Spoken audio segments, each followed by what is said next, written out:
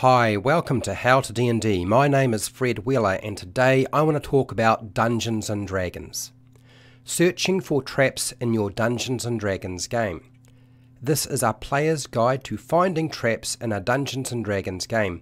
Many of the trap discovery methods are related to Dungeons & Dragons 5e, but not everything.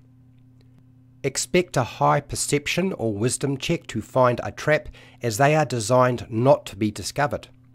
Ensure your character looks in the right locations by being specific about where you are searching, because it's not just good enough to just roll a dice high with a perception or wisdom check.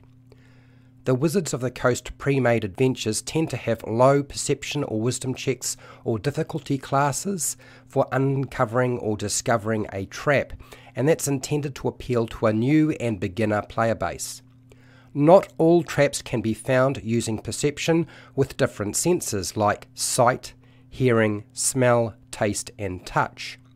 Don't rely on passive perception or the observant feat, as some dungeon masters don't use it or don't like that particular feat, or leave no traces to be found by the eye or other senses when putting in their traps.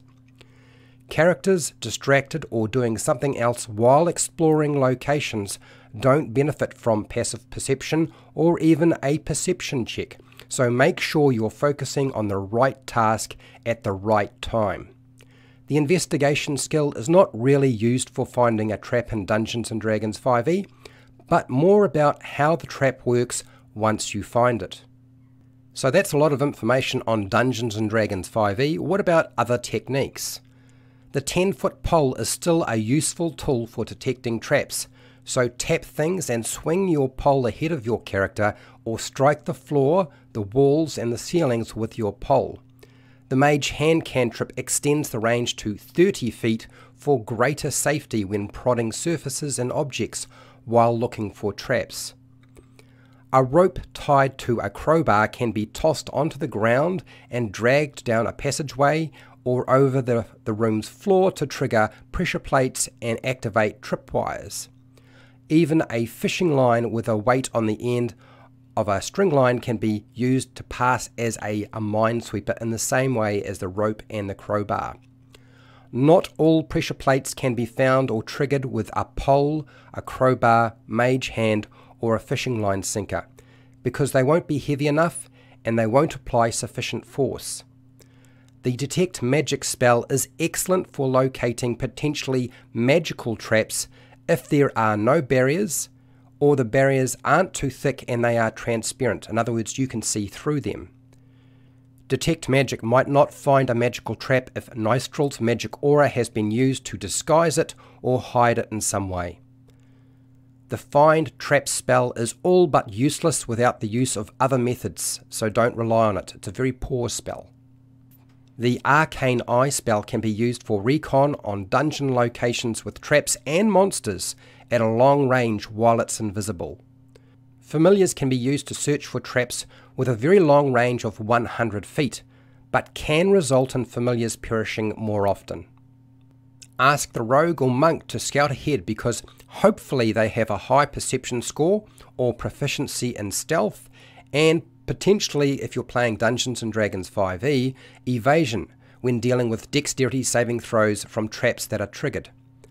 A combination magical and mechanical trap is very hard to find, so use multiple detection methods to find them rather than accidentally triggering these types of traps. That means your 10-foot pole or something you can feel out the location with, somebody with a high perception and usually the magic detection. A rather nasty spell that you can come across is the Glyph of Warding. It leaves telltale signs such as an inscribed glyph on the surface, but can be under objects, making it impossible to see. The Gust cantrip can be cast repeatedly to be used like a leaf blower to reveal outdoor pit traps covered by leaves. A simple bag of flour scattered into the air can highlight a light beam trap, or even highlight a string line or a tripwire line that's very, very hard to see.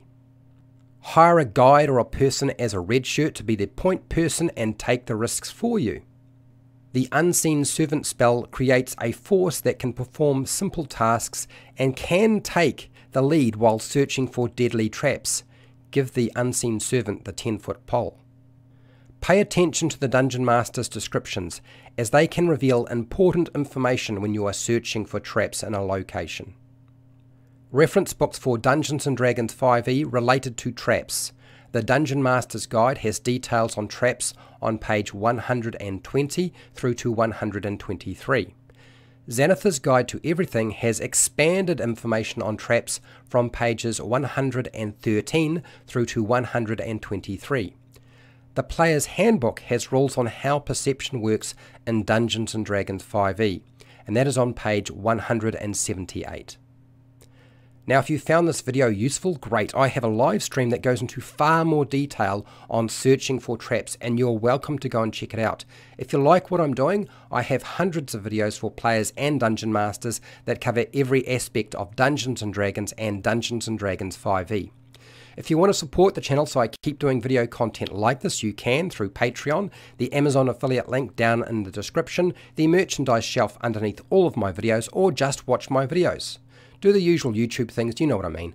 Share, like and subscribe, hit the bell button to be notified when I go live, and I go live every week, and when I publish new videos. And hey, till next time, keep rolling those 20s.